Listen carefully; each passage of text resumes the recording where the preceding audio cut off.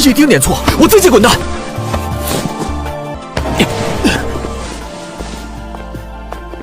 कहानी वहीं पे ख़त्म हुई थी जब लिंचू ने दरवाज़ा खड़का के दोनों को डिस्टर्ब कर दिया था।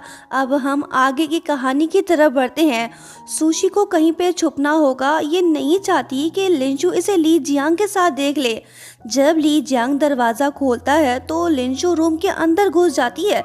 ये लड़की तो बेशर्मी पे उतर आई। वो इसे पीछे से हग करके बोलने लगती है कि ली जियांग, जब मैंने तुम्हें पहली बार देखा तो मुझे तुमसे प्यार हो गया। ली जियांग तो इसे बिल्कुल भी लिफ्ट नहीं करा रहा। ये तो सिर्फ सुशी से ही प्यार करता है। इसने लिंचू की फीलिंग्स को रिजेक्ट कर दिया, पर वो तो वापस जाने को तैयार ही नहीं। ये इससे चुपकी हुई है। सुशी को अच्छा मौका मिला है कि वो रूम से बाहर निकल सके। जब ये जाने लगती है तो तभी इसका मोबाइल फोन बजने लगता है। लिंचू ने इसे देख लिया। अब जाके इसे पता चला कि ली जियांग ने इसे क्यों रिजेक्ट किया है। सुशी चली आई। लिंचू काफी गुस्सा है, वो भी वहाँ से चली आई। नेक्स्ट सीन में हम सुशी को उसके रूम में देखते हैं। ये लड़की काफी नर्वस दिखाई दे रही है। जिस लड़के को ये बचपन से भाई जैसा समझती आई है, वो लड़का तो इससे प्यार कर बैठा है। इस बात को एक्सेप्ट कर पाना इसके लिए काफी मुश्किल है। अब ये करे तो क्या करे। बोलने लगती है कि ये तो काफी शर्मनाक है। क्या वो सच में मुझसे प्यार करता है? ओ, अब मैं क्या करूं? एक तो लड़की टेंशन में, ऊपर से ली जियांग से सुकून से खाने भी नहीं दे रहा। वो बार बार इसे मैसेज किए जा रहा है। सुशी उसे रिप्लाई तो दे रही है, लेकिन उसकी फरमाइशें खत्म ही नहीं हो रही। नेक्स्ट सीन में हम देखते हैं कि ली जियांग, काइशन और मैनेजर लिंचू साथ में बैठे होते हैं। ये सब सुशी का वेट कर रहे हैं। लिंचू का मूड काफ़ी ख़राब है। लगता है कि आज ये कुछ गड़बड़ करने वाली है। जब सुशी वहाँ पे आती है तो लिंचू बोलने लगती है कि वाह लड़की, तुम तो बड़ी चालाक निकली। एक टिकट में दो मज़े लेना चाहती हो। उस दिन तुमने जानबूझ के मिस्टर ली जियांग पे कॉफ़ी फेंकी थी ताकि वो तुम्हारे जाल में फंस सके। इस बिजनेस ट्रिप से तुम्हारा कोई लेना देना नहीं था, फिर तुम यहाँ पे क्यों आई? इसकी बातें सुन के सुशी तो सैड हो गई। ली जियांग भी खामोश नहीं रहता। वो सुशी से बोलता है कि चलो यहाँ से चलते हैं। जब ये दोनों जाने लगते हैं तो तभी लिंचू फिर से अपनी फीलिंग्स ली जियांग को बताने लगती है, लेकिन अब कोई फायदा नहीं। काइशन भी खामोश नहीं रहता। वो सुशी से बोलने लगता है कि लिटिल स्टार, प्लीज तुम मुझे एक मौका और दो, मैं तुमसे शादी करना चाहता हूँ। ली जियांग इसे रोक लेता है। दोनों के बीच काफी बहस होने लगती है।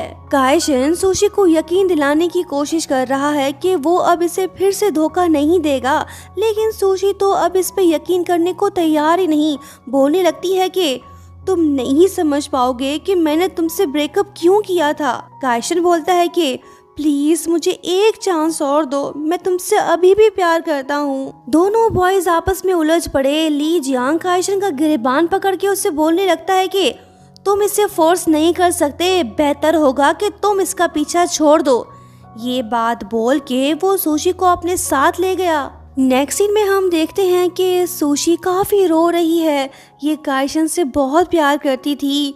इसने उसके लिए बहुत कुछ सेक्रीफाइस किया, लेकिन वो इसकी फीलिंग्स को नहीं समझ पाया। बोलने लगती है कि अब वो मुझसे शादी करना चाहता है। उसने खुद मुझे डंप किया, क्या वो काफ़ी नहीं था?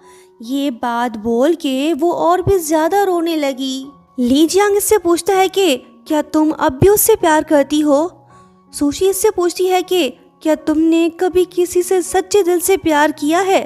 ली जियांग के पास इस सवाल का जवाब तो मौजूद है। वो हाँ बोलता है, लेकिन फिलहाल ये मुनासिब वक्त नहीं कि वो सुशी को अपने दिल की बात बताए। थोड़ा वेट करना होगा। सुशी के दिल में अपने लिए जगह बनानी होगी, फिर जाके शायद वो इसकी फीलिंग्स को समझ पाए। देखते हैं ऐसा कब होता है। नेक्स्ट सीन में हम ली जियांग और काइशन को साथ में देखते हैं। काइशन बोलने लगता है कि मैं सुशी को 5 सालों से जानता हूँ। वो काफ़ी दुखी है क्योंकि उसने अपने प्यार को खोया है। वैसे तुम उसे कब से जानते हो, बताना पसंद करोगे? ली जियांग बोलता है कि तो फिर सुन, मैं और सुशी एक दूसरे को बचपन से जानते हैं। हम दोनों साथ में पले बड़े हैं।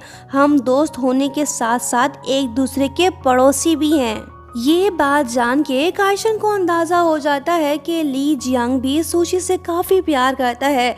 यहाँ हमें ये बात भी पता चलती है कि ली जियांग ने काइशन के लिए बहुत कुछ किया है, वो उसका एहसानमंद भी है। बोलने लगता है कि मैंने उसे धोखा दिया है, शायद इसी वजह से वो दोबारा मुझ पे यकीन करने को तैयार नहीं। ली जियांग बोलता है कि तुम्हारा बहुत शुक्रिया जो तुमने पास्ट में उसका ख्याल रखा, अब आगे से मैं उसकी केयर करूंगा। तुम ये रिंग अपने पास रखो और हाँ, आज के बाद तुम सुशी को उसके नाम से पुकारना। काइशन उठ के वहाँ से चला गया। अब ये सुशी का पीछा छोड़ेगा या नहीं, ये तो हम आगे देखेंगे। बिजनेस ट्रिप एंड होने के बाद जब सब वापस जा रहे होते हैं तो तभी ली जियांग बीच रास्ते में गाड़ी रोक लेता है और सुशी को अपने साथ ले जाता है। लिनशु देखती रह गई, इसके हाथ कुछ ना आया। ली जियांग ने पहले से ही प्लान कर रखा था कि वो सुशी के साथ पूरा दिन बिताएगा ताकि बचपन की यादें ताज़ा हो सके। वो सुशी को साइकिल पे बिठाता है, दोनों सुहाने सफ़र पे निकल पड़े। फिर वो एक जगह पे रुककर सुशी से बोलने लगता है कि जब मैं छोटा था तो मैंने खुद से प्रॉमिस किया कि मैं बड़ा होके तुम्हें यहाँ ज़रूर ले आऊँगा। वो देखो। सुशी खुश तो है लेकिन शायद अब भी इसके दिल में ली जियांग के लिए कोई फीलिंग्स नहीं। दोनों घर पहुंच गए। सुशी बिना कुछ खाए ही सो गई। ली जियांग उसके रूम में जाकर उससे पूछने लगता है कि क्या तुम थक गई हो। वो बोलती है कि काश हम अपने बचपन में वापस जा सकते। ली जियांग बोलता है कि फिक्र मत करो, मैं तुम्हारी ये ख्वाहिश ज़रूर पूरी करूँगा। अगली सुबह जब सुशी तैयार होकर ऑफिस जा रही होती है तो तभी ली जियांग उसे अपने साथ ले जाता है। दरअसल ये सुशी को उसके बचपन की यादों में ले जाना चाहता है जिसकी उसने ख्वाहिश की थी।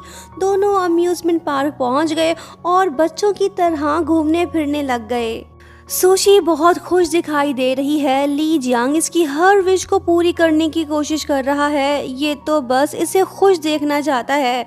सुशी इससे बोलती है कि ली जियांग तुम मेरे लिए बहुत कुछ कर रहे हो, लेकिन कभी कभी मुझे ये फील होता है कि तुम मेरे छोटे भाई जैसे हो जो मेरे साथ पले बड़े हो।